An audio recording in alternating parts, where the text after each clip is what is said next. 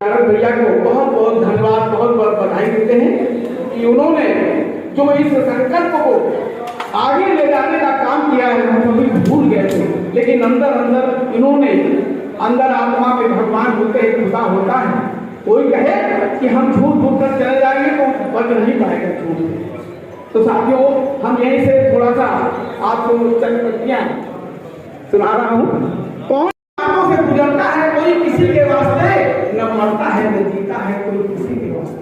कृष्ण सिंहासन से उतरे थे सुदामा के वास्ते, कृष्ण सिंहासन से उतरे थे सुदामा के वास्ते, वैसे ही जन्मे हैं प्रदेश अध्यक्ष। आज जो आपकी बैठक है उसका मुख्य उद्देश्य और मुख्य बिंदु क्या है, इसमें बताइएगा अपने परिचय के साथ में जी। आज की मुख्य बैठक का उद्देश्य है कि पूरे प्रदेश में वित्तविहीन शिक्षकों को एकत्र किया जाए, क्योंकि रोजी पाकर के रोटी के लिए मोहताज हैं। 86 से हम लोग बार बार लगातार सरकार के समक्ष अपनी समस्याएं रख रहे हैं, लेकिन सरकार के कान पर जू नहीं रेंग रहा है। कई बार हम लोग अनशन प्रदर्शन भी किए, लेकिन वर्तमान सरकार से इसलिए उम्मीद है कि इनका नारा है सबका साथ, सबका विकास और सबका विश्वास। इसलिए इनसे उम्मीद है कि हो सकता है हमारे ऊपर भी ध्यान दें और आपके माध्यम से, मीडिया के माध्यम से और मंत्रियों के माध्यम से हम अपनी बात सरकार तक पहुंचाने की कोशिश करेंगे।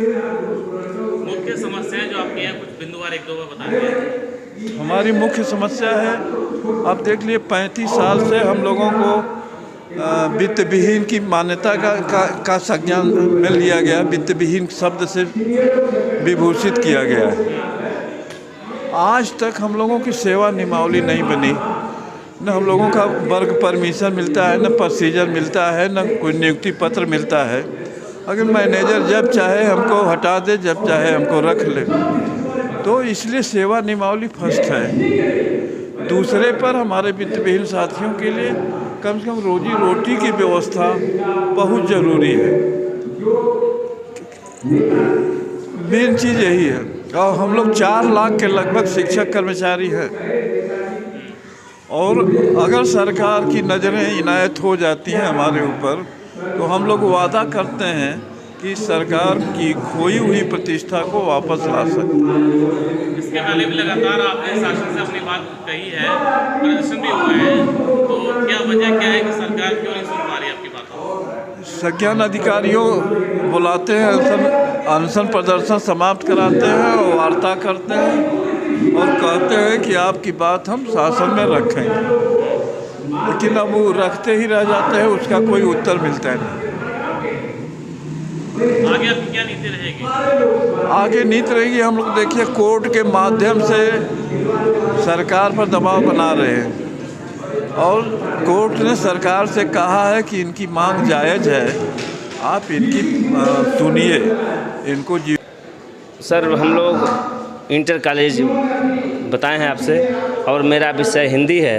और सर, हम लोग पूरी कोशिश शिक्षा के प्रति, सरकार सोचती है, सरकार करती है, फिर भी हम लोग सरकार का सम्मान स्वागत करते हुए, और हम लोग जो है रात दिन कार्यरत, हम लोग निःशुल्क जो है। कोई मानदेय नहीं मिलता आप लोग को? जी नहीं, कोई मानदेय। मतलब क्या रेगुलर पढ़ाते हैं या? जी रेगुलर गेस्ट पढ़ाते हैं? रेगुलर पढ़ाते हैं जी। तो मानदेय आप लोग क्यों नहीं मिल रहा, क्या वजह? अब सर उसी के लिए तो हम लोग बैठक किए हैं, उसी के लिए सरकार से, कोर्ट से, सरकार से निवेदन हो रहा है, सरकार से मांग की जा रही है। और इससे पहले भी सर कई बार विधानसभा का घेराव किया गया।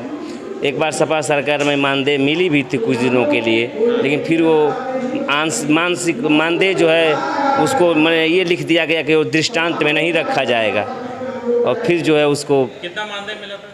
वही सर 1000 रुपया पर मंथ के हिसाब से। हम लोग ये मान लिए थे कि सरकार ये दे रही है तो आने वाले समय में कुछ सरकार के हिसाब से बढ़ जाएगा, लेकिन ये सपा सरकार लास्ट में आते आते की थी, और उसके बाद हम लोग मैंने अंतिम सिरे पर जब 6 महीना का ही मिला था। जैसे संविदा कर्मचारी हैं, उनको भी 15,000 20,000 एक मानदेय मिलता है उनको, तो आप लोग को इतनी समस्या नहीं मिल रहा है, तो आप लोग आवाज़ क्यों नहीं उठाते इस संबंध में, क्या वजह क्या है? सर देखिए, आवाज़ तो हमेशा उठाई जाती है, लेकिन हम लोग प्रयासरत हैं। आज भी बैठक इसी के लिए की गई है कि पूरे प्रदेश में जो है, प्रदेश से लोग आए हैं, प्रदेश के विद्यालयों से, तो हम लोग यही निवेदन कर रहे हैं कि आप लोग सभी लोग सोशल मीडिया के जरिए और चाहे जैसे भी हो, आप लोगों के माध्यम से इस आवाज़ को सरकार तक पहुँचे, ताकि सरकार हम लोगों के पीड़ा को, हम लोगों की वेदना को समझ सके और सरकार का ध्यान हम लोगों की तरफ भी केंद्रित। सर अमरजीत राजभर,